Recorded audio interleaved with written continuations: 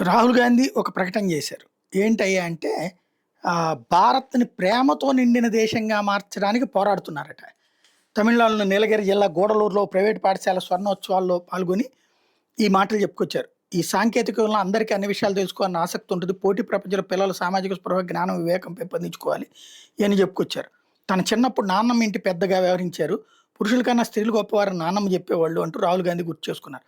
ఇతరుల మీద అపవాదులు మోపేవారు తమకు తాము హాని చేసుకున్నట్టేనని విద్యార్థులకు చెప్పుకొచ్చారు.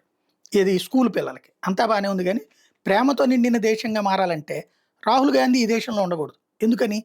నిరంతరం విద్వేషాలు రగిలించే వ్యక్తి. నిరంతరం హిందువుల మీద విషం చిమ్మేటటువంటి వ్యక్తి. నిరంతరం ప్రజల్ని మోసం చేసేటటువంటి వ్యక్తి. నిరంతరం ప్రజలకు అబద్ధాలు చెప్తున్నటువంటి వ్యక్తి.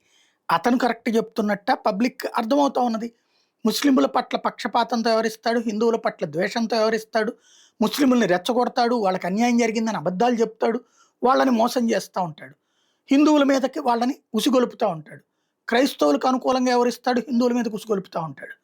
ఎందుకు ఈ దారుణం అంటే తన ఓటు బ్యాంక్ రాజకీయం కోసం ఎంతకైనా దిగజారుతాడు. ఆయన ప్రేమని పంచే వ్యవహారాల గురించి మాట్లాడితే ఏం బావుంటది?